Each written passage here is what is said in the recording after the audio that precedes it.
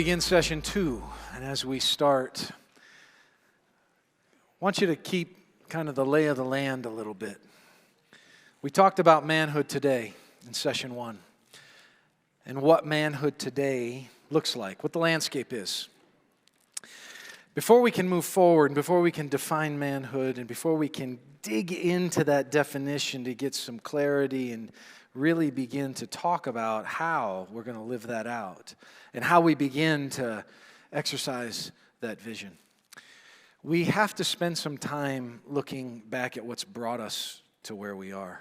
I want to start by sharing one of my favorite quotes. It's a recent quote for me, and it has meant a lot to me. It's by a Greek philosopher, Heraclitus.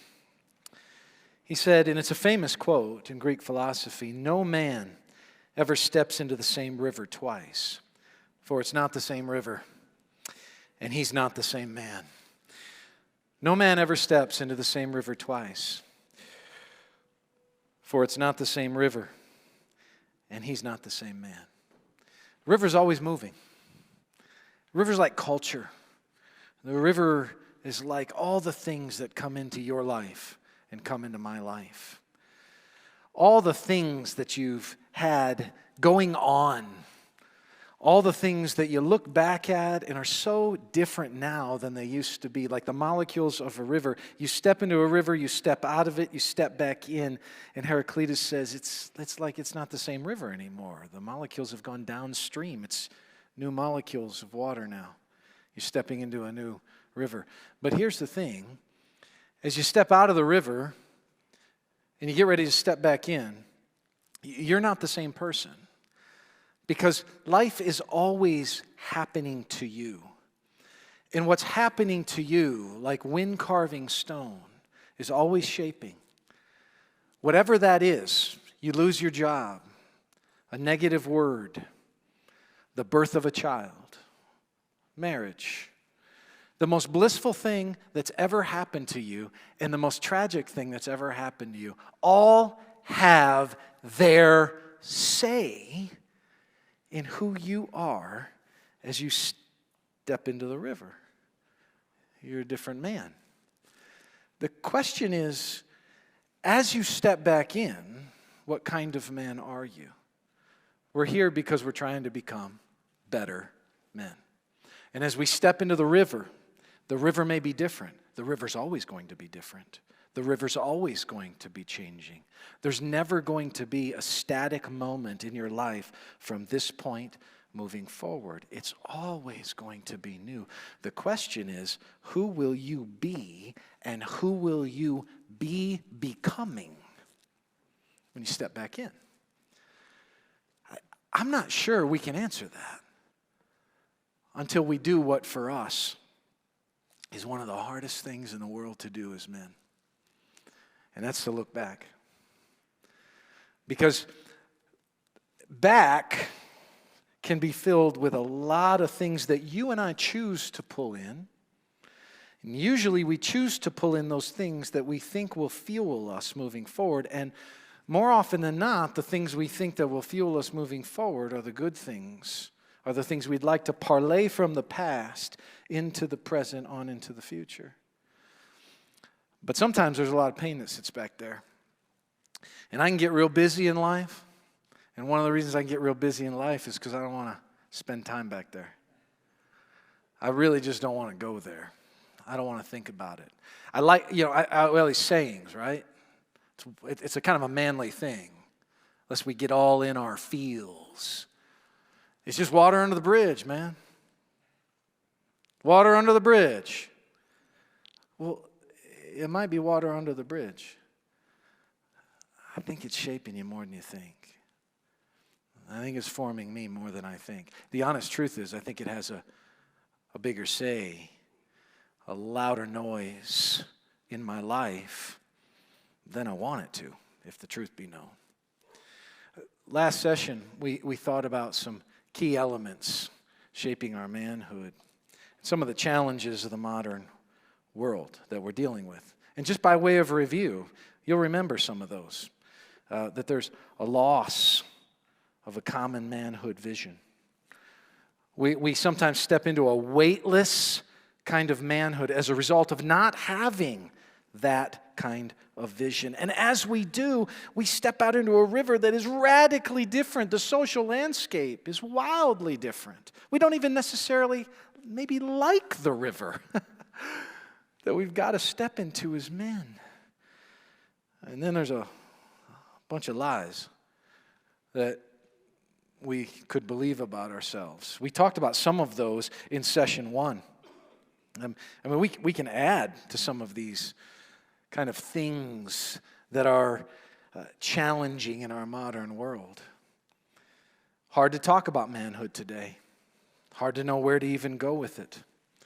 We're in an ever-changing world technologically. It's tough to parent in a technological world. It's tough to deal with temptation in a technological world. It's tough to deal with relationships that endure in a technological world. It's tough to be and have an equilibrium of any kind in a world that is seeking constant innovation, constant forward movement, constant distractions. But it's not just the modern world. It's what's behind us. And over the next couple of sessions, 3 sessions really, we're going to spend that time thinking a little bit about our past, because each of us is a story. Often in our church, I get up to preach on a Sunday. And very few people in our church realize this. But when I get up to preach, one of the things I think a lot about when I'm preaching are the stories. My mind goes to them when I'm preaching. I imagine almost like bubbles that could come up above people's heads, and there's a lot of stories I know. There's a lot of difficulty I'm aware of as a pastor. Not everything, by any means, but a good amount. And a lot of challenges, and a lot of things that sit that are daunting, and a lot of things in the present and the future, and a lot of things on the soul, and a lot of things in the basement down here that are tough to deal with and to figure out what to do. As men, one of the things we're not real good sometimes at is taking the time to connect the dots from our past to the present, because it's hard to do. But we have a story. And I want to encourage you to not be one of those men that go through your whole life never connecting the dots. I think we'll establish, and I suspect, that because of the other men that you have bumped up against in your life, you know the danger of not connecting the dots. I think most men have experienced life with other men who have not qualitatively thought through their past sufficiently, and they're kind of wrecking balls in their present, and they pose some significant dangers to their future. In your notebooks, there is a quote by Socrates: "The unexamined life is not worth living." In your workbooks, it makes this point. It could also be said, unexamined manhood is hard to live with. Right? I want to share with you 2 verses that are in Proverbs, but they couple together. And I think we need to keep them together. And interestingly, while Proverbs is kind of a collection of wisdom sayings, often couplets, parallelisms that work together or sometimes set at contrast, they're sometimes grouped together. And I think it's not incidental that sometimes we see them. And there's 2 quotes that come from Proverbs 20. One in verse 5 and one in verse 27. Proverbs 20, verse 5 reads this way: "The purpose in a man's heart is like deep water, but a man of understanding will draw it out." I don't know if you've ever gone swimming. You dive down deep, deep, deep, deep, deep. You open your eyes, and the deeper down you go, the darker it gets. And it's harder to see. If you dive, the further down you go, the harder it is to see. Our lives are like that. There's a deep register. There are things I do, I don't really even understand sometimes why I do them. Candidly, there are times where I've acted in ways in marriage or in parenting, and I've thought, whoa, where is that coming from? I don't even know right now where that's coming from. And I'll be honest, I don't know if I want to know where that's coming from. But here's the thing, man. That little girl, that young man, that adult son, that adult daughter, that spouse, they would like you to know. They would like you to know. The next verse in Proverbs 20 couples with it because it kind of tells us how to go about it. The spirit of a man is the lamp of the Lord, searching all his innermost parts. That's not what I would expect from the Bible. I actually would expect the Bible to say the Spirit of God is the lamp of the Lord, searching all his innermost parts. That's what I'm thinking. I probably shouldn't get more spiritual than the Bible, though. I should probably let it sit and rest where it is. The spirit of a man is the lamp of the Lord, searching all his innermost parts. What's that mean? And I think it means this. There's something unique that sets you and I apart from the animal kingdom. There's things my dog cannot do. Yeah, my mother had a dog that she gave antidepressants. The vet prescribed them. Now here's the thing. The dog was down. The dog had been abused, not by my mother. She is a dog lover. But the dog had been abused before they got it. The dog would sit on the bed and stare literally at the wall. It was like a stuffed dog and stare all day long. If ever there was a depressed dog, that was it. And so the depressed dog took the pills that were fed. And, it became serviceable. It could wag its tail, right? It could act like one of those dogs you put a battery in that would kind of do something when you wanted it to do something, She had it going. It was serviceable. But here's what never happened with the dog. Now, one time in that dog's life, did the dog, for a moment, have this go through its head? Man, I'm really feeling down today. Never once. Because the dog, as a member of the animal kingdom, does not have the property of introspection. That is something unique to you as a human. You get to think about your own thinking, and an animal doesn't get to think about its own thinking. It's instinctual, but it's not introspective. But you and I, for better or worse, friend, for better or worse, we get to think about our own thinking. We get to go down in deep, right? And we get to ask questions. And the questions are these like why questions. Why did I do that? Why do I feel that way? And here's the beauty of the uniqueness of a human that gets to ask the why question. You get to burrow down. You get to mine all the way into the back of the cave of your deep heart, if you have the courage, and to find a jewel that's called motive. Motive. And that, my friend, is where all the meaning that comes out in your life resides. All meaning is bound up in motive. Why do I do the things that I do? But when, I minimize the effect of all that weight of my past, what happens to me as I minimize it, ignore it, it ends up undercutting me in the present. I happen to my present as an ignorant person. I come into the story on page 60, on page 80, on page 103, on page 297, as though there were no pages before. And we'd love to happen to it that way, wouldn't we? Just write it all out, moving forward and just forget it all. The problem is, it's deep in. There's a guy that I was given a leadership book that I read recently called Think Like a Horse. And the guy's name is Grant Gallagher, and he trains horses up in Jackson, Wyoming. And he has become a little bit of a leadership guru. And what he does is he invites corporate execs, leadership teams, politicians in. And they go to the Diamond Cross Ranch. And they gather around a round pen. And Grant is a horse whisperer. And he gets in the round pen. And he begins to work with wild mustangs in that round pen.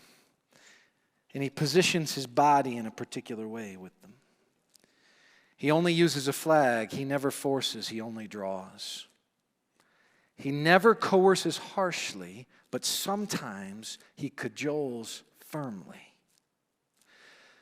But he positions and he moves and he shapes himself and interacts with them, because one of the things Gallagher says in a book that I found fascinating, as he uses the lessons in the round pen to teach CEOs, politicians, and leadership teams of how they need to interact with each other in terms of moving the meter with other people, he has this line that I love. He says, "We live what we've learned." That Mustang comes into the pen, Gallagher says, with a story.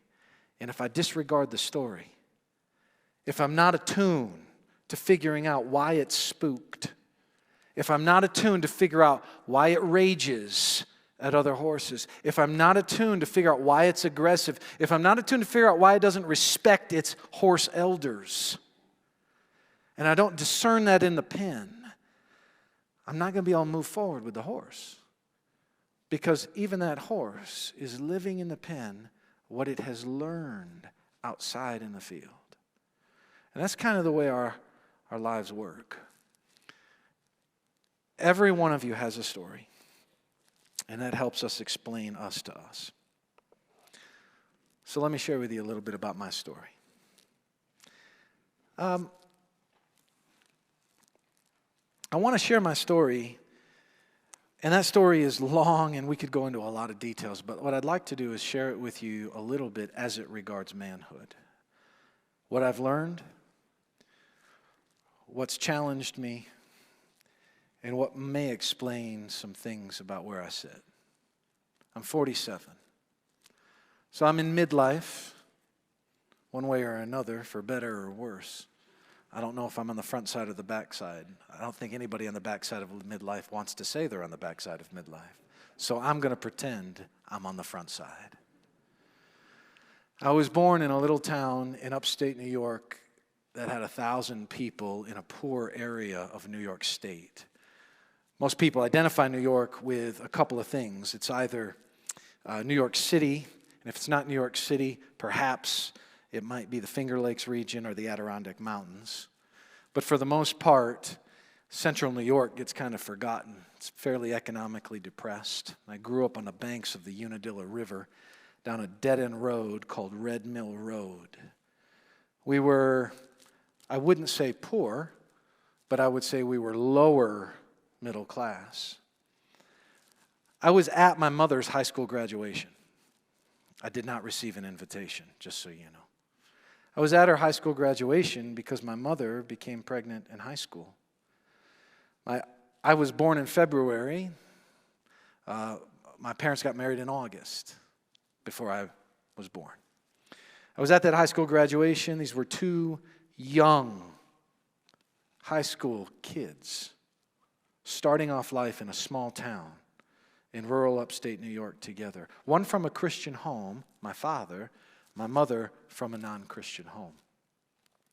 When I was 7 years old, I went to a minor league baseball game for the Oneonta Yankees, a single-A team at the time.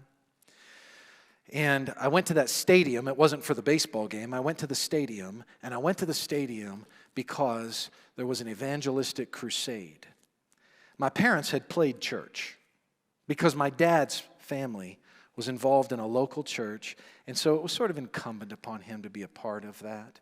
He had gotten involved. He was a young man at the time in his mid-20s, and he was even already a trustee in this little gospel-preaching community church. And we went, and I remember that night, 7 years old, crisp autumn, almost autumn air. It was August, but in New York, August tends to be a little cool. And I remember seeing this tall figure, handsome dude, down behind the podium. His name was Bill Glass. He was an old linebacker with the Cleveland Browns, and before that, an All-American at Baylor University. But God had gotten a hold of Bill Glass. And Bill Glass came to Christ, and when he came to Christ radically. And he launched what became the largest prison ministry in America. As a part of that, he would occasionally do evangelistic crusades in different venues, and he happened to be doing one this August night. It was 1982. I was 7 years old. We were there. He gave an invitation, and I watched my mom and my dad get up and go down. Their friends that were there watched them get up and go down. Everyone that was there thought they went down to be counselors, but they went down to come to Christ. And they came to Christ, and my friend, they came radically to Jesus. Our home was not a den of iniquity when I was 6 years old, all right? But from the point I was 7 on, I saw something different. My dad was a blue-collar worker, and he could sing like a bird, man. Oh, he could sing. He started a ministry, and he would go around to churches in upstate New York. And my mom, they bought a soundboard, and my mom would run the sound. My dad recorded a couple of tapes. I'm an only child. I'd sell the tapes. I was the hustle man. I'd sell the tapes. Mom would do the sound. Dad would do the singing. Man, we had the family biz going on. And I watched him. And I saw the heart. My dad started to feel like the Lord was tugging on his life a bit, sensing that maybe God wanted him to go into ministry. Well, there's a Bible college that was about an hour and a half away in a metro area of about 200,000 people, Binghamton, New York area. It was a little college, an unusual name called Practical Bible College. Was at the time the 4th oldest Bible college in America. So my dad enrolled, and that meant we needed to move. But here's what you need to understand. To move at that time meant this. Red Mill Road had 5 or 6 houses on it. 3 of those homes belonged to my family. We lived in one. Next door, my grandparents, my father's parents lived, and then the next door down, my mom's parents lived. My grandfather, my mom's dad, was arguably the most influential man in my life aside from my own father. He was a tough World War II veteran, was a truck driver, never earned a civilian license because he enlisted in the Army too young for World War II, but he enlisted anyway at 17 years old and lied about his age, and he helped build the Burma Road. And when they said, is anybody here, he's in Burma, and they said, anybody here know how to drive 18-wheeler? He raised his hand and said, I do. He'd never driven one in his life. But in his mind, he thought, I'm safer in the cab of that than I am walking out here. So he got in, drove on the Burma Road, got out. They gave him a civilian license because he just swapped his military license for it at the time. And he had a career, but he had his leg amputated, aging in life because of hard living. So as a classic vision of a man's man, he was a tough customer. Leg amputated, what's he going to do with his life? Well, naturally, he would take care of his 5-year-old grandson. And that's what he did. He'd watch me every day.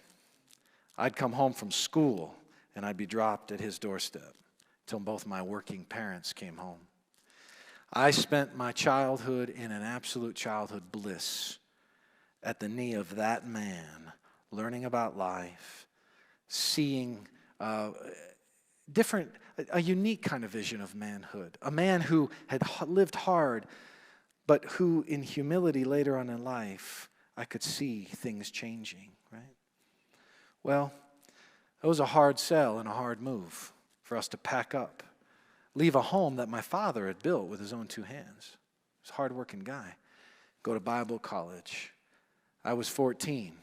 My dad was 20 years older than me. He was 34. My mother was 19 years older than me. She was 33.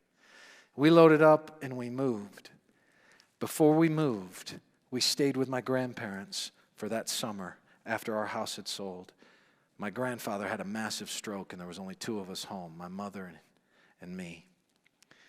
I watched my grandfather literally have a stroke, be wheeled out, and for the next 4 years, this giant of a man who was a vision of manhood to me, could say yes and okay in a nursing home, and that's all he ever uttered for 4 more years until he died when I was 17 years old. We still moved. We still moved. That's actually important to my story. Because we went to this Bible college, and my dad studied for the ministry. My dad graduated from Bible college, same year I graduated from high school. Sort of a weird deal. I stayed. I ended up going to that Bible college myself. Couldn't get away from it. My dad and mother moved south. He got involved in a church. I'm going to pause my story there for a second because I want to share with you 3 things I learned from my dad in childhood that are really important to me and matter to me, and they're key things from my past. And I think they're really good things that I look back in my past and I can move forward with. One of the things I learned from my dad is that when something needs to be done, do it, especially when it's hard. I learned that from my dad. I know what I was like when I was 21, 22, 23, 24, 25. And I look back at my dad and think the responsibility that he had in that little town, with not a great relationship with his own father, who was a crusty World War II vet himself, who was a hard man at times, a crotchety man at times, a complex man who loved to read the Bible, but somehow didn't let it bake over his whole soul. And he grew up in some complexity there, and I watched him walk out a work ethic in front of me, and it meant a lot to me.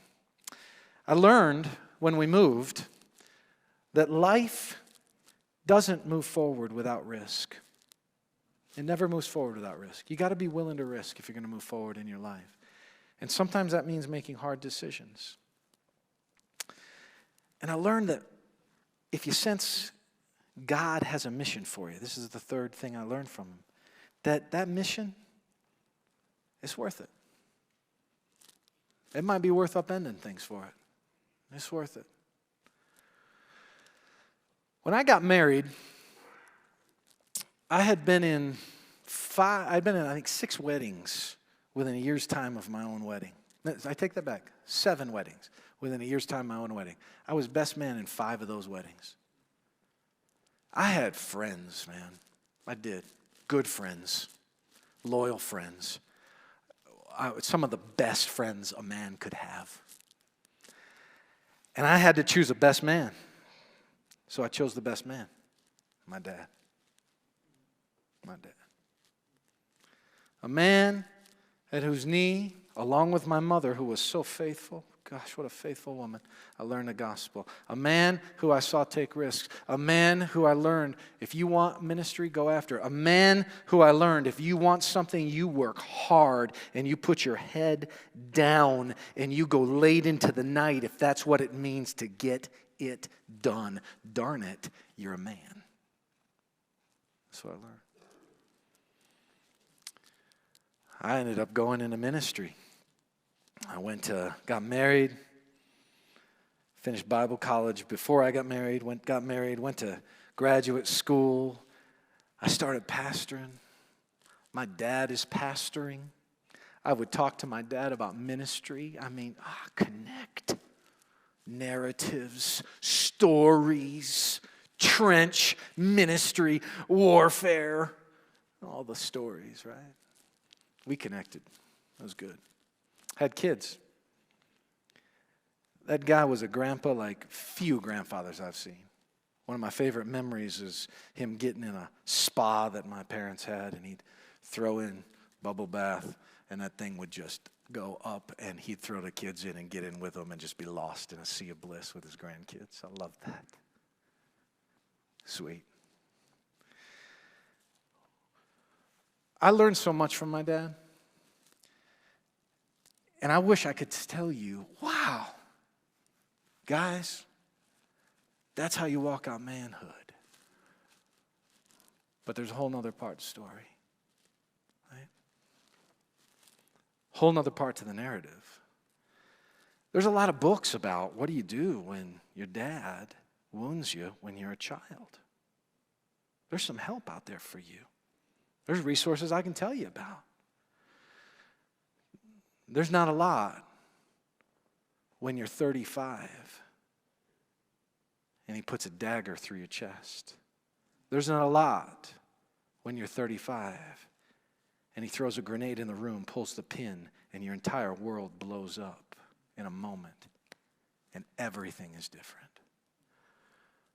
In short, what happened is my father had been pastoring for almost 15 years. He moved out to be near me. I actually hired my father on part-time staff.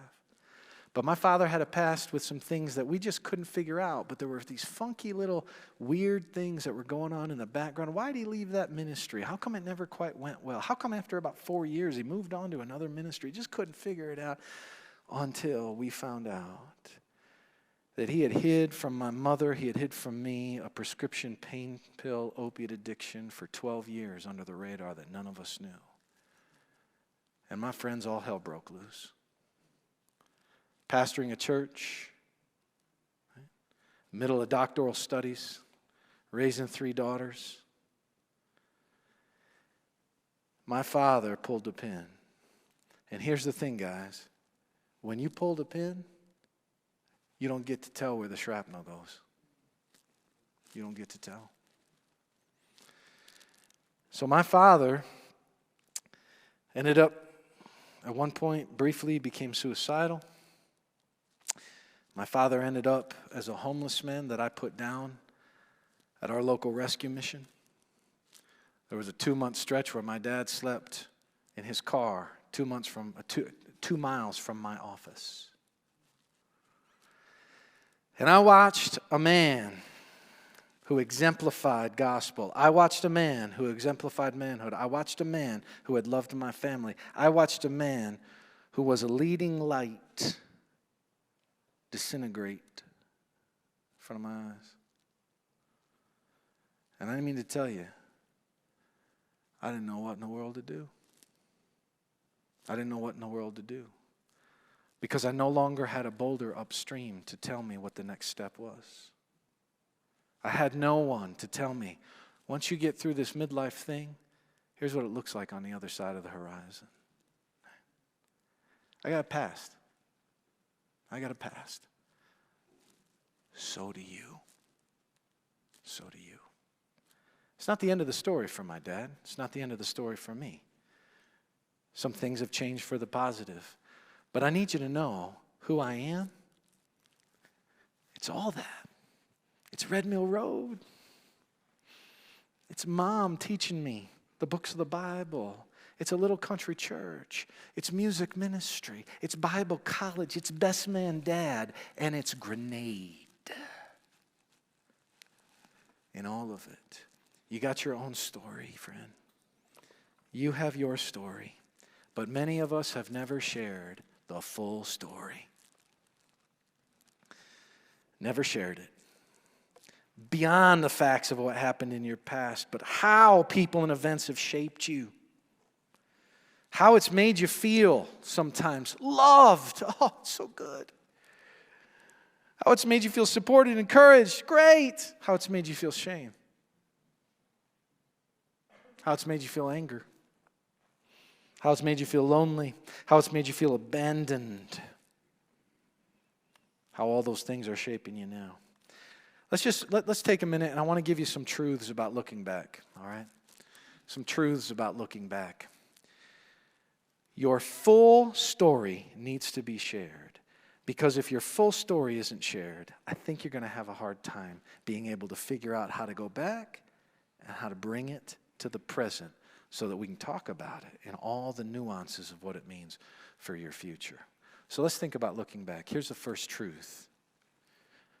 The examined past is crucial to a better manhood. Without examination, my friends, the good from our past can go unappreciated.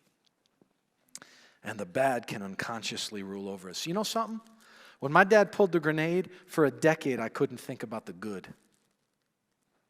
10 years, I couldn't think about the good. All I could see was what happened, because I'm just trying to survive. I'm trying to help the people around me survive. I'm trying to help my mother survive. I'm trying to help my daughters survive. I'm trying to figure out how to lead a church in the midst of that. I'm just trying to make it, man, for a decade. I couldn't appreciate my past with him. I can now. Because I've looked back. Examine past. It's crucial.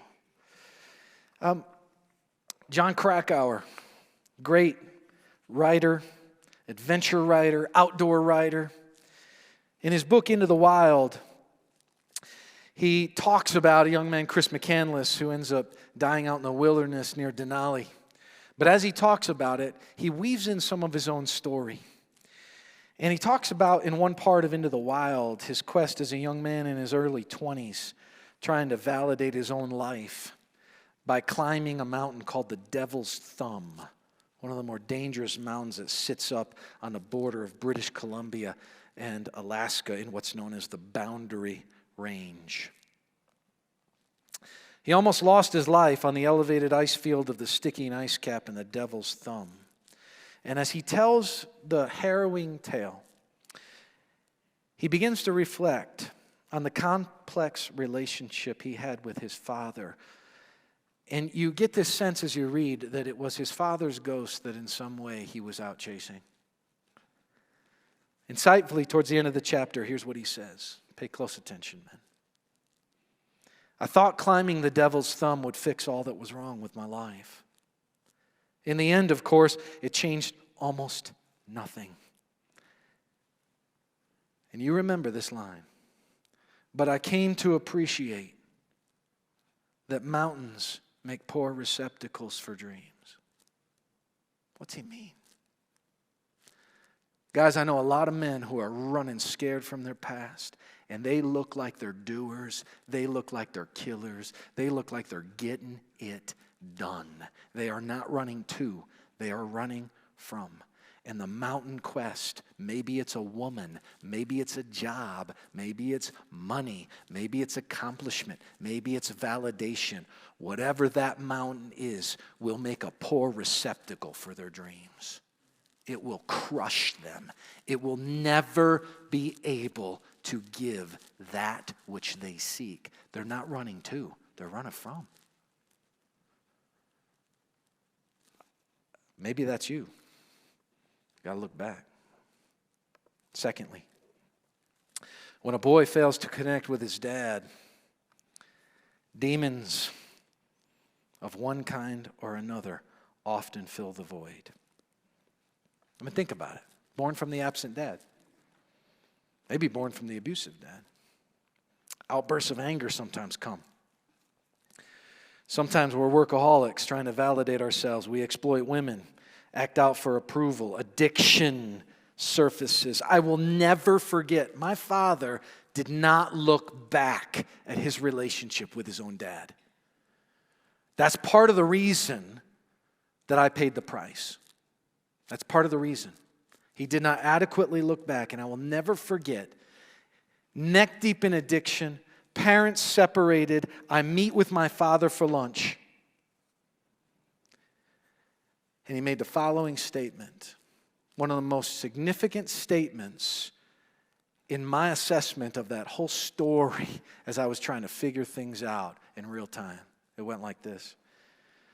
The thing I can't figure out, Brian, is after I took the first pill and I knew how it made me feel, why did I take the second one?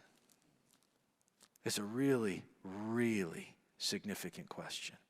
He asked the right question. I'm just not sure in the moment he had the courage to look down into the cave for the answer to it. There was a whole complex array of reasons.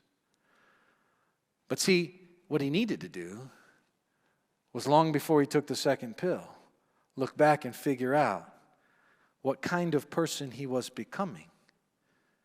What kind of person he was, ready? Stepping into the river. Who is he becoming? Based upon all that had happened in his past. It's a great question. Why indeed? Why indeed did you take the pill? Third, many men have yet to process the unfinished business from their pasts that still lives in them. Unfinished business. Unfinished business. Travis Meadows is a singer-songwriter, writes some great music. He's had a hard life, cancer, was a preacher for a while, fell into alcoholism. That man writes from a place you may not like, but it's raw and it's real. And he wrote a song. I want to share its lyrics with you because as he wrote the song, it was birthed out of a addiction recovery meeting that he was a part of. And he shares a story of a girl who was in that group and who shared what had led her to addiction and the abuse and the horror of her childhood. And he said, I dare say anybody in that room, I remember Travis saying, anybody in that room who would have lived that girl's story, I don't know of a human that would not have been given to addiction if they had lived what she had gone through. And as he was sitting in that group therapy, the counselor looked at the girl, heard her story, and then said, you know what happens with addiction? Addiction is what happens when we take on all this stuff in life and we push it down. It comes out sideways. So he wrote a song called Sideways, and I want you to listen to it. If I could buy myself a conscience that wasn't broken, mend every fence I drove my hard head through. Relock all the doors I wish I never opened. Unlearn the things I wish I never knew. And it came out through the bottle. It came out through my fists. It came out way too early. I wish it never did. Push it down. It comes out sideways. Push it down. It comes out sideways. Bitter roads turn into highways. Push it down. It comes out sideways. I have days where it's just nose above the water. Just trying to keep above.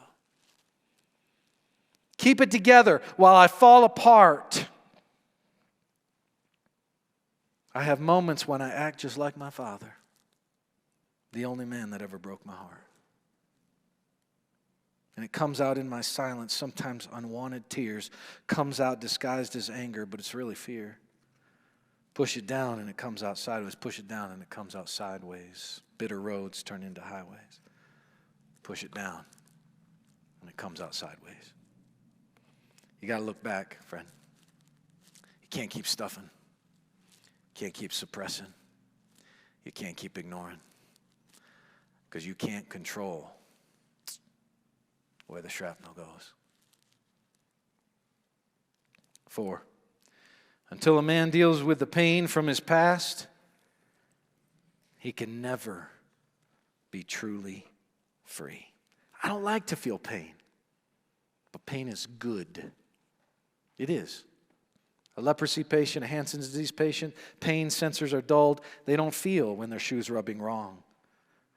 That's why in the old leprosariums they have nub for toes, nubs for fingers, scars all over their body. Because when you touch something hot, you know, and you say, ouch, and you remove your hand, but they don't know it.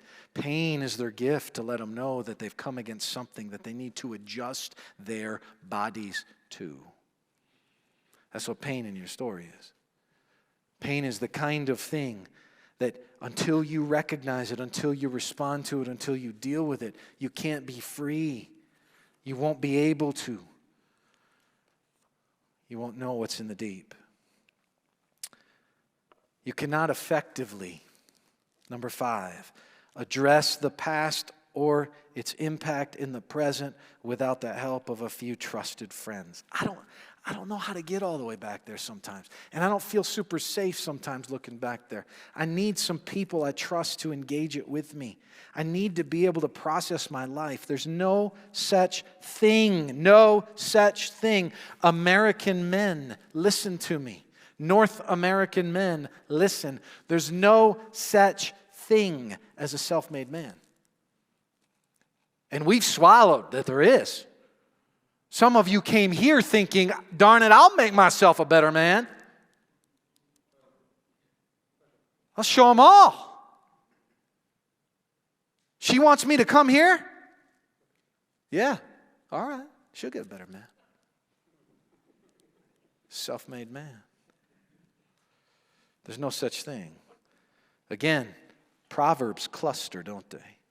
Proverbs 27, verse 17. As iron sharpens iron, so one man sharpens another. Proverbs 27:9. Oil and perfume make the heart glad, and the sweetness of a friend comes from his earnest counsel. He gets in you because he loves you. Faithful are the wounds of a friend, profuse are the kisses of an enemy. I got friends that can tell me stuff and it stings, but they're like a doctor giving me a shot. They're not my enemy. I know their heart and I can trust them. Wounds from a friend. And finally, number 6. For better or worse, we are all significantly shaped by where we come from. But though we are each a product of our past, no one has to be a prisoner of the past, unless he chooses to be, either by denying, ignoring, or surrendering to it. In other words, if he chooses to not have the courage to look back. There's good news for us, guys. And the good news on our quest to be better men is that you can break free and find a better manhood. That's where we're going. That's where we're going. In the next session, we're going to go. How do we begin to look back at that and assess what that might mean for our present as we move forward? I don't want any of you to ever pull that pin. I want you instead to stand at the edge of the river as it shifts and changes and ask the question, what kind of man am I? And what kind of man am I becoming as I step into the river?